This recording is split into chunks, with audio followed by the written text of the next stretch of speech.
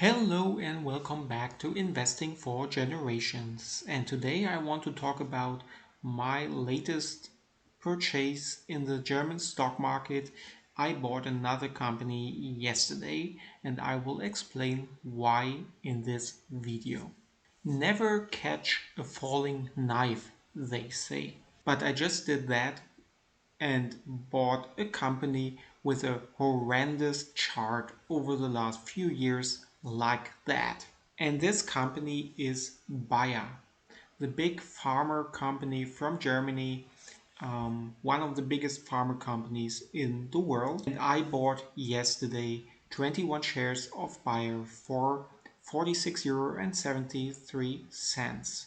And in this video, I will explain why I did so. So I think most of you will know Bayer.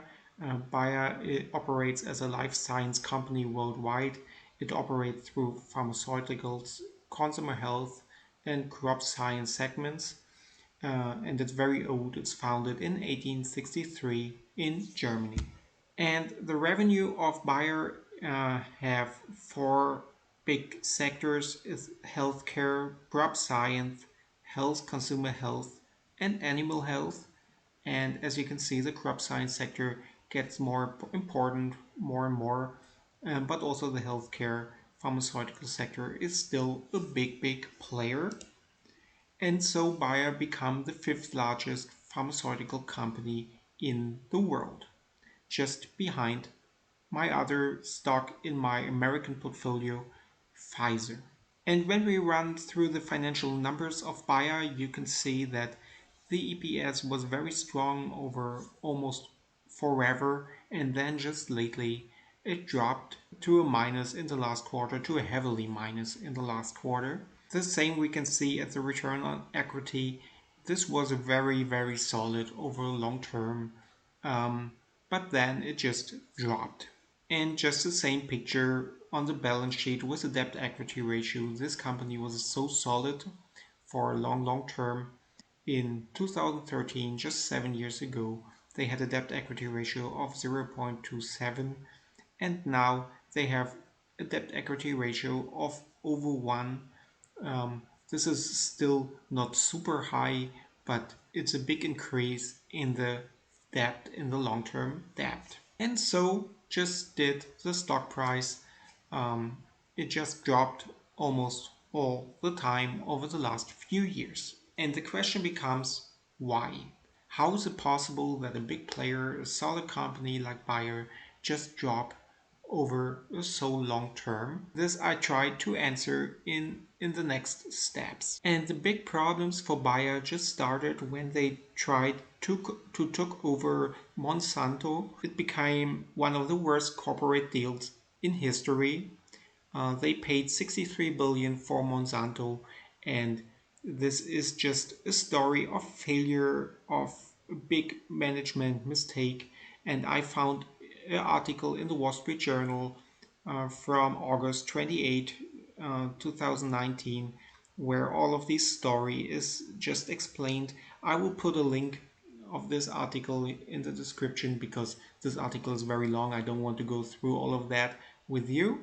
But it's really interesting. This deal, Bayer as a super solid company became very weak, and they still running trials because Monsanto have some lawsuits in the US. Hopefully somewhere soon. It seems like this will finish, all the lawsuits will finish, and then hopefully they just can run business as usual. I highly recommend this article. It's really a great article which describe all of this disaster.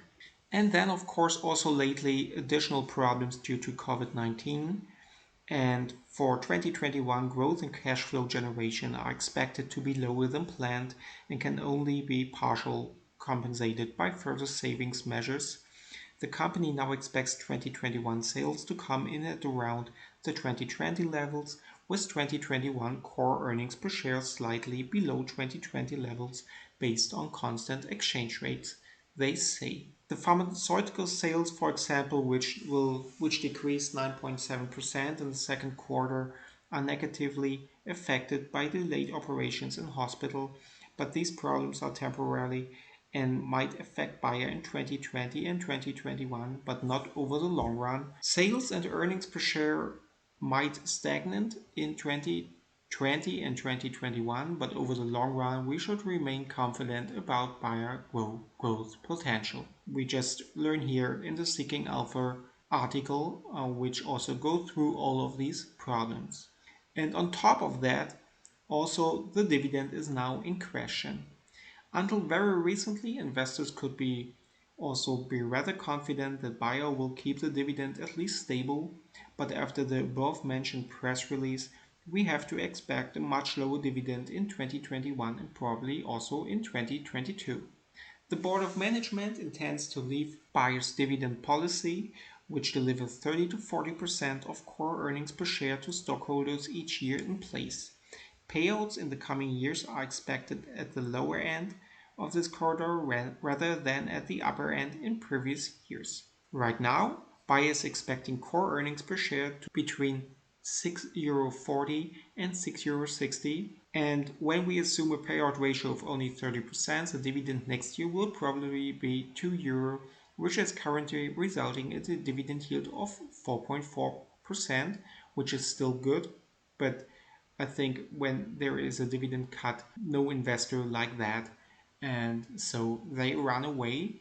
But I think a lot of that, also the projected dividend cut, is maybe already priced in. And so I think we get here a good risk and reward ratio, because with the expected earnings of €6.40 and a current stock price of around €46, we come to a PE ratio of 7, only 7, and this is super low. Of course, I know a PE ratio, even with a company which stumble, don't say everything, and sometimes it's just a value trap. But here, with a company which is in trouble for sure, or put himself in trouble for sure, but still, even in these very bad times, earns money and earns a lot of money.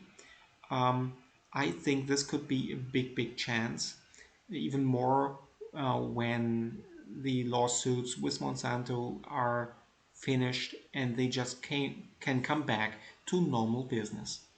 And historical PE ratio is around 20, between 15 and 30, something like this. And so I think here is a high potential. And also, when we try to figure out the intrinsic value, find out that it seems like Bayer right now is way undervalued. Normally, guidance for Bayer was to grow 10% every year, but if we put in that the company come back to growth just at a 6% rate for the next 10 years, and then maybe just 4% for the second 10 years in this calculation, with an expected return or discount rate of 12%, then we come to an intrinsic value of almost €73 to a current price of €45.59. And so we have a good and nice margin of safety here. And I think with this growth rates, everything is said and done, and the lawsuits are over and they just come back to normal business. I think these growth rates are very, even kind of pessimistic. Bayer could be a steal right now. And so I see not so much room for downside anymore. I think a lot is priced in already. Even I think a possible dividend cut, but I see a lot of upside. And so I think we have a big chance here. And so I bought even just a small position of Bayer into my German portfolio. But of course, there are some risks. And one of the risks are the high long-term debt.